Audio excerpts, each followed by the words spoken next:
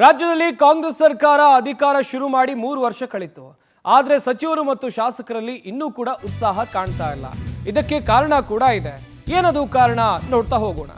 3 ವರ್ಷ ಸರ್ಕಾರಕ್ಕೆ ಸಂಪುಟ ಪುನರಚನೆ ನಾಯಕತ್ವ ಗೊಂದಲಕ್ಕೆ ತೆರೆ ಎಳೆಯದ ಕಾರಣ ಸಾಕಷ್ಟು ಗೊಂದಲ ಅವರಲ್ಲೂ ಇದೆ.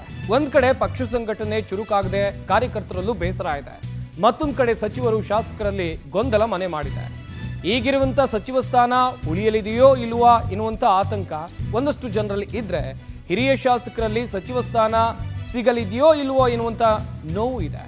ಸಂಪುಟ ಪುನರಚನೆ ಆಗಲಿದೆ ಎನ್ನುವಂತ ನಿರೀಕ್ಷೆ ಸಚಿವಾಕಾಂಕ್ಷಿಗಳದ್ದು. 3 ವರ್ಷ ಕಳೆದ್ರು ಇನ್ನೂ ಕೂಡ ಸಂಪುಟ ಪುನರಚನೆ ಆಗಿಲ್ಲ. ಮೊದಲು ಯಾರು ಮಂತ್ರಿಗಳಿದ್ರು ಅವರೇ ಕೂಡ ಇದುವರೆಗೂ ಕಂಟಿನ್ಯೂ ಆಗಿರೋದು. ಹೀಗಾಗಿ ಹಿರಿಯ ಶಾಸಕರು ಯಾರೆಲ್ಲ ಇದ್ದಾರೆ ಅವರಿಗೆ ಈ ಹಿಂದೆ ಭರವಸೆಯನ್ನು ಕೊಡಲಾಗಿತ್ತು, ಮುಂದಿನ ಹಂತದಲ್ಲಿ ಸರ್ಕಾರ ಬಂದು ಕೆಲವೇ ವರ್ಷಗಳ ನಂತರ ನಿಮ್ಮನ್ನ ಮಂತ್ರಿ ಮಾಡ್ತೀವಿ ಅಂತೇಳಿ. ಆದರೆ ಅದು ಇದುವರೆಗೂ ಸಾಧ್ಯ ಆಗಿಲ್ಲ. 3 ವರ್ಷ ಆಗಿರೋದು, ಇನ್ನು 2 ವರ್ಷ ಆಡಳಿತ ಮಾತ್ರ ಬಾಕಿ ಇರೋದು ಕಾಂಗ್ರೆಸ್ ಸರ್ಕಾರದ್ದು. 3 ವರ್ಷ ಆಗ್ತಾ ಇದ್ದಂತೆ ಯಾಕೀ ಅಸಮಾಧಾನ, ಯಾಕೀ ಆತಂಕ, ಯಾಕೀ ಬೇಸರ ಅಂತ ನೋಡ್ತಾ ಹೋಗೋದಾದ್ರೆ, ನಮಗೆಲ್ಲಿ ಮಂತ್ರಿ ಸ್ಥಾನ ಸಿಗೋದಿಲ್ವೋ ಎನ್ನುವಂಥ ಒಂದಷ್ಟು ಆತಂಕ ಹಿರಿಯ ಶಾಸಕರಲ್ಲಿ ಖಂಡಿತವಾಗ್ಲೂ ಇದ್ದೇ ಇದೆ. ಮೊನ್ನೆ ದೆಹಲಿಗೆ ಹೋಗಿದ್ರಲ್ಲ, ಅವರೆಲ್ಲರೂ ಕೂಡ ಅದೇ ರೀತಿಯಾಗಿ ಅಭಿಪ್ರಾಯವನ್ನ ವ್ಯಕ್ತಪಡಿಸ್ತಾ ಇದ್ದಾರೆ.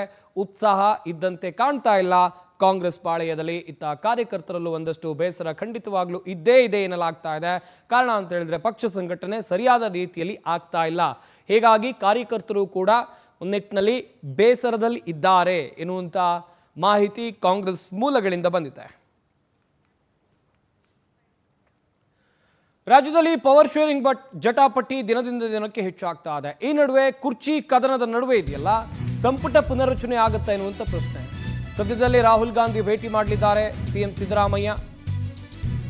ರಾಹುಲ್ ಗಾಂಧಿ ಅವರನ್ನ ಭೇಟಿ ಮಾಡಿ ಮುಖ್ಯಮಂತ್ರಿ ಸಿದ್ದರಾಮಯ್ಯನವರು ಮಾತುಕತೆಯನ್ನ ನಡೆಸ್ತಾರೆ. ಸದ್ಯ ವಿದೇಶ ಪ್ರವಾಸದಲ್ಲಿ ಕಾಂಗ್ರೆಸ್ ನಾಯಕ ರಾಹುಲ್ ಗಾಂಧಿ ಇದ್ದಾರೆ. ಮೇ 24ರ ಬಳಿಕ ದೆಹಲಿಗೆ ವಾಪಸ್ ಆಗ್ತಾರೆ ರಾಹುಲ್ ಗಾಂಧಿ. ಸಂಪುಟದಿಂದ ಯಾರನ್ನ ಕೈ ಬಿಡಬೇಕು ಈ ಪಟ್ಟಿ ಸಿದ್ಧ ಆಗಿದೆ ಎನ್ನಲಾಗ್ತಾ ಇದೆ. ಸಚಿವಾಕಾಂಕ್ಷಿಗಳ ಜೊತೆಗೆ ದೆಹಲಿಗೆ ಸಿದ್ದರಾಮಯ್ಯನವರು ತೆರಳುವಂತ ಸಾಧ್ಯತೆ ಕಂಡು ಬರ್ತಾ ಇದೆ. ಒಂದು ಕಡೆಯಲ್ಲಿ ಪವರ್ ಶೇರಿಂಗ್ ಜಟಾಪಟಿ ರಾಜ್ಯ ರಾಜಕೀಯದಲ್ಲಿ ದೊಡ್ಡ ಮಟ್ಟದಲ್ಲಿ ನಡೀತಾ ಇದೆ. ಇದು ಇವತ್ತು ನಿನ್ನೆಯಿಂದ ಅಲ್ಲ. ರಾಜ್ಯದಲ್ಲಿ ಸರ್ಕಾರ ಯಾವಾಗ ಆಡಳಿತಕ್ಕೆ ಬಂತೋ ಅಲ್ಲಿಂದ ಇಲ್ಲಿ ತನಕ ಶುರುವಾದಂಥ ಜಟಾಪಟಿ ನಿಂತಿಲ್ಲ. ಹೈಕಮಾಂಡ್ ನಾಯಕರು ಇದನ್ನ ಬಗೆಹರಿಸುವಂತ ಕೆಲಸ ಮಾಡ್ತಾ ಇಲ್ಲ.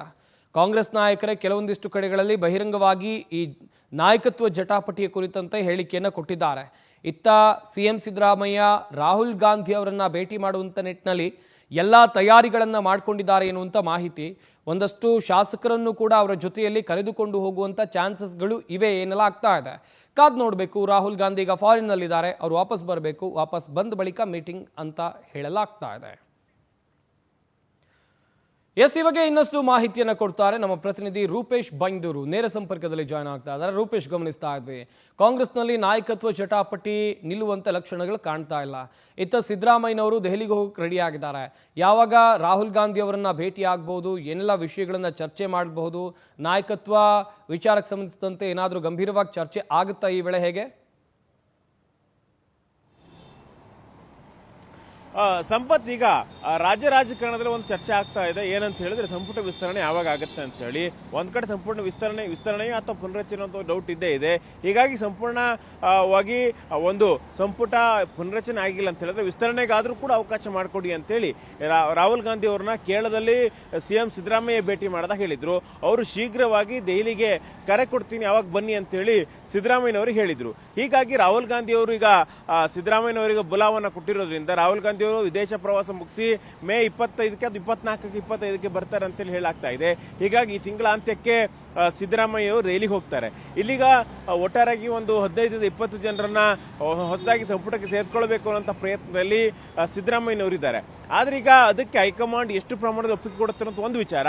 ಆದ್ರೆ ಈಗ ಇನ್ನೂ ಕೂಡ ತಡ ಆದ್ರೆ ಏನ್ ಮಾಡೋದು? ಯಾಕಂದ್ರೆ ಈಗಾಗಲೇ 3 ವರ್ಷಗಳಾಗಿ ಹೋಗಿದೆ, ಇನ್ನು 2 ವರ್ಷ ಮಾತ್ರ ಇದೆ. ಚುನಾವಣೆ ಮೂಡ್ ಸೆಟ್ ಆಗ್ತಾ ಇದೆ. ಹೀಗಾಗಿ ಕಳೆದ 1 ವರ್ಷ ಕೊನೆಯದಾಗಿ 1 ವರ್ಷ ಚುನಾವಣಾ ನೀತಿ ಸಂಹಿತೆ ಅಂತ ಹೇಳಿ ಹೋಗ್ಬಿಡುತ್ತೆ.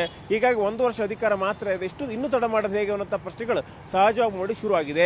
ಹೀಗಾಗಿ 3 ವರ್ಷ ಸರ್ಕಾರಕ್ಕಾಗಿರುವಂತಹ ಹಿನ್ನೆಲೆಯಲ್ಲಿ ಶೀಘ್ರವಾಗಿ ಸಂಪುಟ ವಿಸ್ತರಣೆ ಮಾಡೋದಾಗಿ ರಾಹುಲ್ ಗಾಂಧಿ ಅವರು ಗ್ರೀನ್ ಸಿಗ್ನಲ್ ಅನ್ನು ಕೊಡ್ತಾರೆ ಅಂತ ಹೇಳಲಾಗ್ತಾ ಇದೆ. ಹೀಗಾಗಿ ಸಿಎಂ ಸಿದ್ದರಾಮಯ್ಯ ಯಾರಿಗೆಲ್ಲ ಯಾಕಂದ್ರೆ ಈಗ ಇರ್ತಕ್ಕಂತಹ ಸಚಿವರುಗಳಲ್ಲಿ ಕೆಲಸ ಮಾಡ್ತಾರೋ ಬಿಡ್ತಾರೋ ಗೊತ್ತಿಲ್ಲ. ಒಟ್ಟಿನಲ್ಲಿ ಇನ್ನೊಂದಿಷ್ಟು ಜನಕ್ಕೆ ಭರವಸೆ ಕೊಟ್ಟಿದ್ದೀವಿ, ಅದಕ್ಕಾದ್ರೂ ಕೂಡ ಇವ್ರನ್ನ ಹೊರಗಿಟ್ಟು ಮತ್ತೆ ಒಂದಿಷ್ಟು ಜನರ ಶಾಸಕರನ್ನ ಸೇರಿಸ್ಕೊಳ್ಬೇಕು ಅನ್ನೋ ಪ್ರಯತ್ನದಲ್ಲಿದ್ದಾರೆ. ಆದ್ರೆ ಈಗ ಒಂದು ಚರ್ಚೆಗಳಾಗ್ತಾ ಇದೆ. ಯಾಕಂತ ಹೇಳಿದ್ರೆ ಶಾಸಕರಿಗೂ ಕೂಡ ಸಚಿವರಾಗಿ ಉತ್ಸಾಹವನ್ನು ತೋರ್ತಾ ಇದ್ರು ಕೂಡ ಅಧಿಕಾರ ಎಷ್ಟು ಪ್ರಮಾಣದಲ್ಲಿ ಬಳಸಬಹುದು. ಯಾಕಂತ ಸಚಿವರಾದಾಗ ಕ್ಷೇತ್ರದ ಕೆಲಸವನ್ನು ಬಿಟ್ಟು ಸಚಿವರ ಕೆಲಸವನ್ನು ಮಾಡಬೇಕಾಗುತ್ತೆ. ಹೀಗಾಗಿ ಚುನಾವಣಾ ಸಂದರ್ಭದಲ್ಲಿ ಸಚಿವ ಸ್ಥಾನ ತೆಗೆದುಕೊಂಡ್ರೆ ಮತ್ತೆ ಸಮಸ್ಯೆಗಳಾಗೋದಿಲ್ಲ ಅಂತ ಒಂದು ಆತಂಕ.